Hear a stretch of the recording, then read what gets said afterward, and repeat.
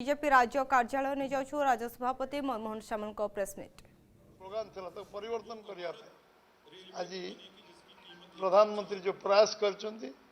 निश्चित भाव में ओडिशा प्रदेश भारतीय जनता पार्टी तरफ आम स्वागत करुँ जो 8, 9, 10 जो 160 देश आमर प्रवासी भारतीय मैंने आसवे स्वागत संबर्धना भारतीय जनता पार्टी तरफ केवल करा पूरा ओडिशार जनमानस 4.5 कोटी ओडिया लोक स्वागत संबर्धना करेंगे एवं जो जो जगह से माने 3 दिन सम्मेलन में विभिन्न आदान प्रदान हम केमती इंडस्ट्रियल फ्रेंडली हम ओडिशार शिल्प विनियोग जो मैंने करेंगे से मन रे धारणा हम पर्यटन शिल्प विकास हम अपार संभावना पर्यटन अवस्था रही शिल्प हबार सब प्रकार व्यवस्था आम पाखे बंदर अच्छी आम पाखे रास्ता अच्छी आम पाखे रेल जोगाजोग अच्छी अपार संभावना अच्छी आम पूर्वज माने जो किसी व्यवस्था नाला नौ वाणिज्य करुले विभिन्न देश को जाई आम ऐतिह्य संस्कृति परंपरार प्रचार करते एवं ओडिशार सुनाम को प्रचार करते सेतबेले शिक्षा दीक्षा नथिला अमेरिकार 1% लोक जितेबाला साक्षरता नथिला सेतबेले ओडिशार 10% साक्षरता था भागवत टुंगी कारण एवं से संभावना को सेतबेले जो संभावना को आज उज्जीवित करने आम पूर्वज मानकर जो कठिन त्याग तपस्या साधना थिला ओडिशा पुणी थे समृद्ध हम ओडिशा विकसित हम ओडिशा विकसित हेले भारत विकसित हम ओडिशार गोटे बड़ योगदान 2036 विकसित ओडिशा 2047 विकसित भारत हम ये परिकल्पना जो कार्यक्रम होची से कार्यक्रम रे आमे माने समस्ते आपण जरिया मीडिया गोटे प्रमुख भूमिका रहिबो ये अवसर 8, 9, 10 नुहे आज जे वातावरण को आहरी आमे केमती साधारण लोक मध्य जीवंत भाव में पहुँचे पारिबा ये गोटे ओडिशार संभावना ओडिशार गोटे टर्निंग पॉइंट एटा ये संभावना को आम समस्ते मीडिया बंधु मानू कहबी सोशल मीडिया बंधु मानू कहबी एवं आम साधारण लोक तुंडवाद सहस्रक सब समस्ते विषय चर्चा आलोचना आम सहर ग्रामांचल बंद करेंगे गाँ बंद करेंगे एवं आम जो जगह परिदर्शन करेंगे जो ऐतिह्य जगह अच्छी विभिन्न सेंसिटिव जगह अच्छी आम दल तरफ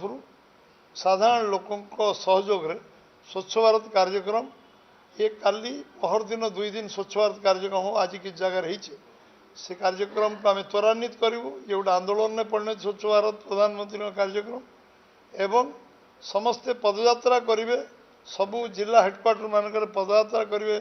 ये प्रवासी भारतीय मानक को स्वागत करने उद्देश्य पदयात्रा करेंगे एभली कार्यक्रम अच्छी प्रधानमंत्री को भव्य स्वागत संबर्धना आगामी 8 तारिख दिन संध्यारे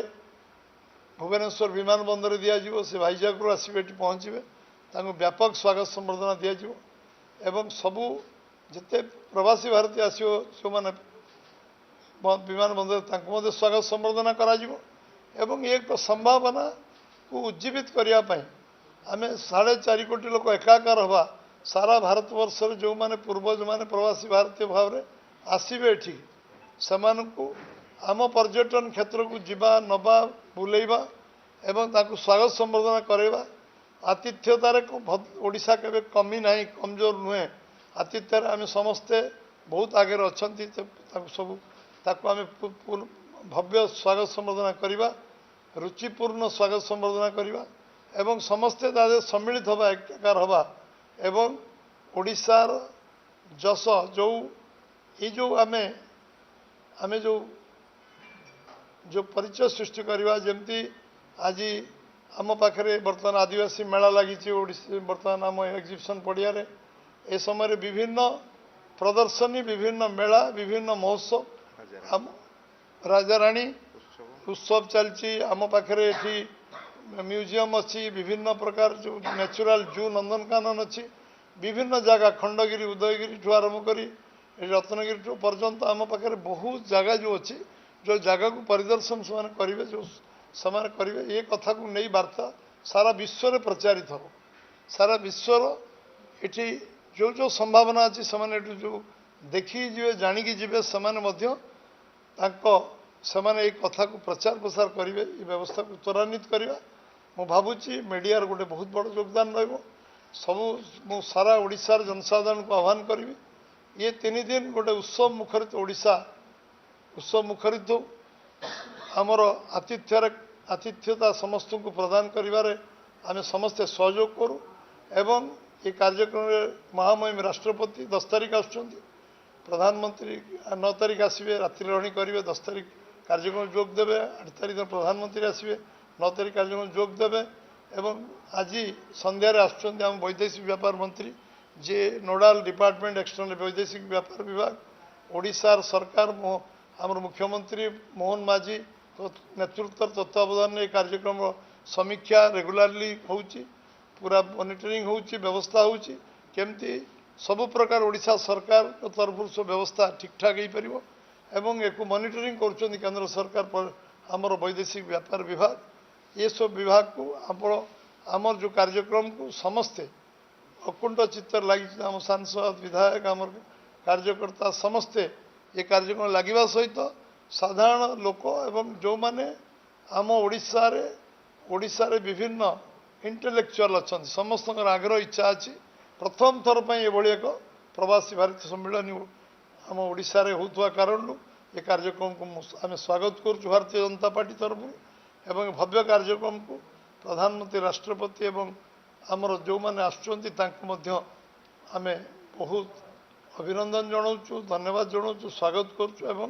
ଆମ ଓଡ଼ିଶା ତରଫରୁ ଏ କାର୍ଯ୍ୟକ୍ରମ ସଫଳ କରିବା ପାଇଁ ସବୁ ପ୍ରକାର ଚେଷ୍ଟା ଉଦ୍ୟମ ଆମେ କରିବୁ।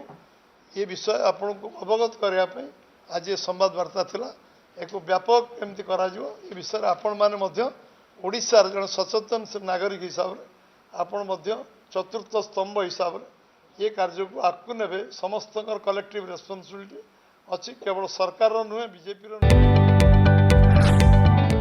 जदि आपंक आम भिडी भल लगा तेब आम चैनल को लाइक, शेयर और सब्सक्राइब करने को जमा भी भूलु नहीं।